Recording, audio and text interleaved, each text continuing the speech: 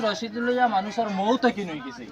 বুঝনি হাফিজ কংগ্রেস জিন্দাবাদ জিন্দাবাদ জিন্দাবাদ রাহুল গান্ধী জিন্দাবাদ জিন্দাবাদ জিন্দাবাদ হাফিজ রশিদ আহমদ চৌধুরী জিন্দাবাদ জিন্দাবাদ জিন্দাবাদ হাফিজ রশিদ চৌধুরী এগিয়ে চলো हम तुम्हारा साथ है রাহুল গান্ধী জিন্দাবাদ জিন্দাবাদ জিন্দাবাদ মতামত আমরা জানতাম স্যার তারা এলাকার মুখটা দেখো একটা জিনিস আছে আমরা যদিও বকরিয়ার মানুষ আছি আমরা কিছু মনপুর সাইডে খবর লইয়া দেখছি গতকালকে আমি বাসাইল আসলাম বাসাইল রায়পুর এটা কিছু আমরা আত্মীয় স্বজন মানুষ আছেন কুশারবান মানুষ আছেন আমি বাসাইল গতকালকে আসলাম বাসাইলও খবর লইয়া দেখছি আমরা কুশারবান মানুষ সব মানুষে মানে আর কি কংগ্রেস ভোট দিবার লাগে তৈরি হয়ে গেছে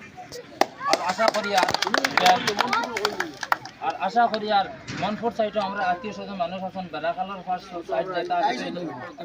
বেড়াখালোর ফার আমার বাইনো আইয়ার এটা সব আমরা আত্মীয় মানুষ আছেন আমরা খবর লইয়া যাচ্ছি হাফিজ রশিদ লইয়া মানুষের মৌত কিন হয়ে গেছে বুঝনি হাফিজ রশিদ ভোট সামনে পিছাবে মানুষের ভোট দিয়া জয়যুক্ত করবার লাগে মানুষ পুরা তৈরি হয়ে গেছে হাফিজ রশিদর বক্তব্য না দেশের পরিস্থিতিতে আমরা এখন বাধ্য হয়েছি যে হাফিজ রশিদরে ভোট দিতাম এবং দেশের সংবিধান রক্ষা করার লাগে আমরা এখন এই নির্বাচনটা আমার কাছে বিরাট চ্যালেঞ্জের নির্বাচন দাঁড়াইছে আমরা অস্তিত্ব লড়াই হয়েছে দেখো একটা জিনিস আছে আপনারা বিশ্বাস করি হাইলাকান্দির মানুষে বা তো উত্তর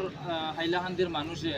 আমরা যে সময় শহীদুল আলম চৌধুরী যে সময় এজিপি লইয়া ভোটও খাড়া হইতা তখন মানে তাই হাতির ছবি লইয়া খাড়া হইতা কিন্তু আমরা হাতির ছবি দেখতাম না আমরা ব্যক্তি দেখতাম এখন আমরা দেশের পরিস্থিতি হিসাবে চাইয়া দেখছি যদি হাফিজ রশিদ আহমদের যদি আমরা ভোট দেই না তাহলে দেখছি আমরা গোটা আসামের পরিস্থিতিটা অন্য ধারণা হয়ে যাইব গিয়া যার কারণে আমরা হাফিজ রশিদ আহমদরে দেখি আমরা ভোট দিবার লাগে আমরা কংগ্রেসের তৈরি হয়ে গেছি গিয়া আর এই হাফিজ